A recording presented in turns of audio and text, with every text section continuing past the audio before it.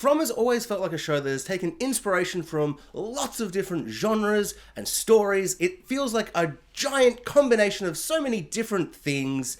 But this episode, it was just like, we're just gonna do Nightmare on Elm Street. That's what we're gonna do. We're gonna have people not able to sleep, dreams are killing people, and we're gonna have a creepy melody.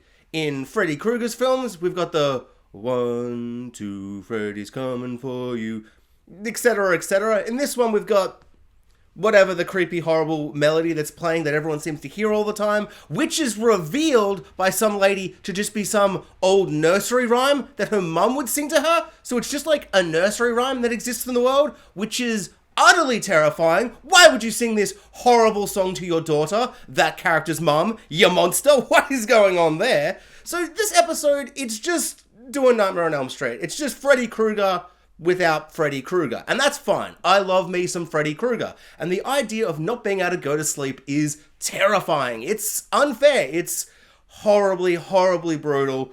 When you are just so tired and you just need to go to sleep and for whatever reason you can't, and then just add on you can't because you die. Horrible. Just truly upsetting. I feel like this show has always had really creepy, horrifying elements to it. But the monsters and the way they are, even though they are very scary, to me isn't like, I don't get that visceral fear because I'm like, well, that just doesn't really exist in our world. Dreams, anything can happen in dreams, and you know what happens in dreams all the time? You almost die or you die, and the idea that that would actually affect your real life, horrible, horrible. Just, I'm a man who loves his sleep, so the idea that I can't sleep is scary because I am a tired boy. Hey guys, I'm Jax, and this is my spoiler review for the penultimate episode of From Season 2. If you're new to the channel, would love you to give me a like, subscribe, and comment below. What did you think about this episode of From? The episode really focused on Sarah and Kenny. And Sarah and Kenny have a bunch of back and forth conversations, and Kenny's like, you should kill yourself! And then the next scene, Sarah's like, I'm gonna kill myself! And he's like, what's wrong with you, you crazy madman? Why would you do that? And she's like, you said I should do that. Kenny, you're flip-flopping all over the place, Kenny, you psychopath. What's going on? Stop telling me to do things and then telling me not to do things. It was fine. I feel like Sarah's like, oh, stop being mad at me. I'm also sad and I've lost everything. No. Sarah, you're the murderer here. You're the bad guy. You cannot claim the sympathy card. You can't be like, feel empathy towards me. I'm also sad. You're a murderer. No. And particularly to Kenny. Like, it's like maybe other characters, like I understand how Boyd wanted to kind of keep her alive, but he was also using her. And so there was like motive there. Whereas Kenny, you killed his dad. Like, you didn't shoot him in the face, but you killed him. So, I don't know. I understand why they wanted to do this little plot, but I didn't really love it. But it definitely had probably the best part of the episode is when Sarah, like, is just like, maybe what's going on is that the fears, like the true deep inner fears of all the people who die get unleashed and come to life in this forest, in this Fromiverse that we're stuck in. I love that. That is psycho. That is terrifying. That is really juicy. I love that idea. It's absolutely insane. It's really, really cool. And it's like, maybe the reason all these monsters are here is just because one person who died right at the start, that was like their fear or something. Like, I don't know. It's like, and that would explain why so much of the craziness feels so like at odds with each other, and it feels so random and feels so kind of separate at times, and why it's like, it feels like the writers just had like 15 things and just threw them all at the wall. It's because each and every one is a different person who's died's fear, and we're stuck in some kind of horrible universe, pocket monster place where everyone who dies, their nightmares come to life. I love it. I love it. If that was just it, I would love it. That's crazy. I think there'll be more to it, and that probably won't be it, but yeah, for an idea, I think that's really cool. And then like explain like why are dreams suddenly hurting people? What if someone who recently died, that was their fear, that their dreams would hurt? Like maybe I would be silly, but imagine just like the last person who died before this all happened. We see a flashback and they're just watching Freddy Krueger and they're like, that's a pretty crazy idea. That scares me. That's my inner fear. And then it cuts to them and they've died, and that's why it's all happening. I don't know. Yeah. So I love that idea. Whether or not it'll actually be like a whole big thing and that's what it's going on, almost definitely not. I feel like what each character who says like, this is what I think's going on, will never be exactly what is going on, but maybe some kind of hint of truth to what is going on. So Game of Thrones has affected my life in many, many ways, and it used to be positive, now it's negative, and one of the many, many, many things that it has kind of changed in my brain is viewing penultimate episodes differently. This is the second last episode of season 2, and ever since Game of Thrones made penultimate episodes the big episode, and then the finale would be just kind of the aftermath of everyone just being like, oh geez, oh boy, last episode was crazy, and it's kind of a wrap up. My brain has always been wired a little differently now to kind of expect penultimate episodes to kind of be the big one, which is insane and unfair because until Game of Thrones did that, that was the finale. That's what a finale is for. Everything's building up and we get the climax. It's just the third act of the season. And so all the things happen. And still some part of my brain, and maybe it's because this is also a 10 episode season show, so it is literally the 9th episode, which is what Game of Thrones would be, their big ones. But I don't know, I think I tricked my brain into being like, we're going to get everything. This is going to be huge. Something crazy is going to happen. And I was wrong. I was wrong. I don't know why I expect that. As I said, that's insane. No other show really does that. And so I feel like maybe my expectations were a little high for like some kind of big reveal. I also kind of feel like the way it ended with like Randall, he's got Donna tied up and Jim's there. It's like, oh man, like one of these is going to like die. And I guess that's what happens, but the way it all kind of plays out where it's like, suddenly they're all like, let's all get in the van, and they're all in the van, and they all just sit there, and I'm like, we've done this a couple of times now, of people just in a room, and the monsters are trapped around them, and the only difference they did was that, like, the monsters stopped, which just felt like a tactic by the monsters, like, they're just like, we're gonna troll them a little bit, and we're gonna do something a little different, but there's really no difference with them stopping a couple of feet from the van, then stopping right up to the van and just knocking on the van. Like, I don't know, like they've done that. They've done the knock on the window. They've done the creepy, we're surrounding you. So they've still surrounded them. They've just kind of created a perimeter.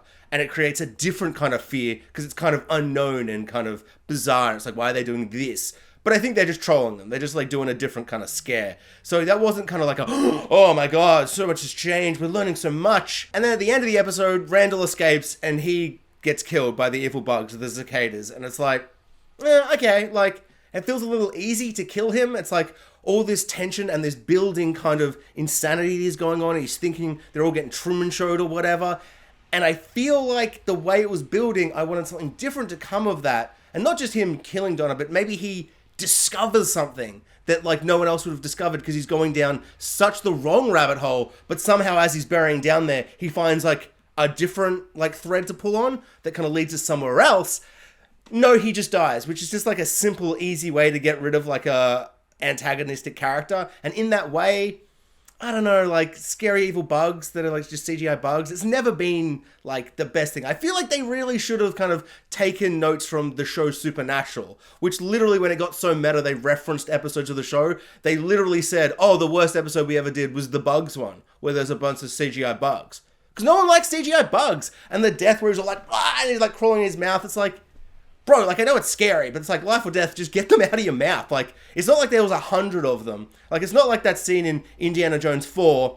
Yeah, for some reason I remember that movie and rewatched it recently, and I might be the only one that doesn't think it sucks. Not great. It's not great, for sure. It's definitely not great. It's not as bad as everyone thinks. That is really not the video for this. But in that movie, a bunch of ants crawl up this guy and go into his mouth and kill him, and it's like exactly the same frame, and he's all like, ah, and it goes in his mouth, and it goes over the body up to the mouth. Which is exactly how Randall dies.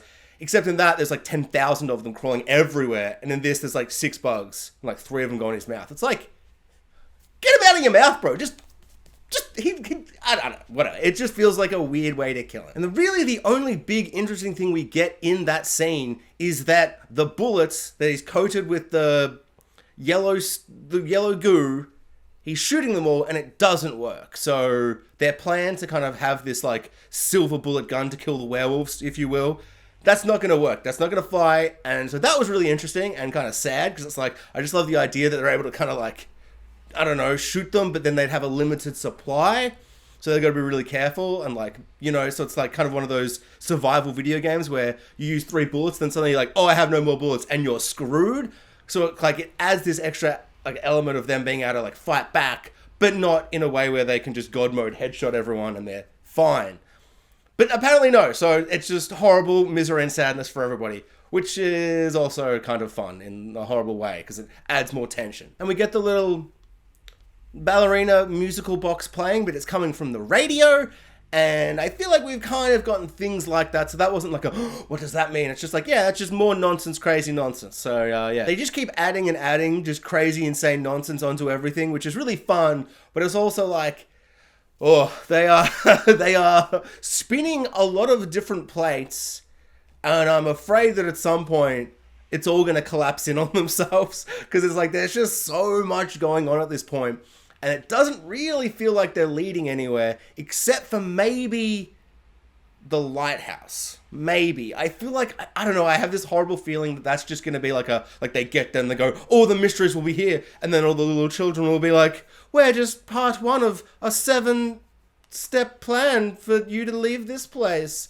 Or maybe, you know, like it just kind of, I don't feel like that's going to be the answer. But it may be an answer of some sort. And I really like their kind of investigation into the lighthouse.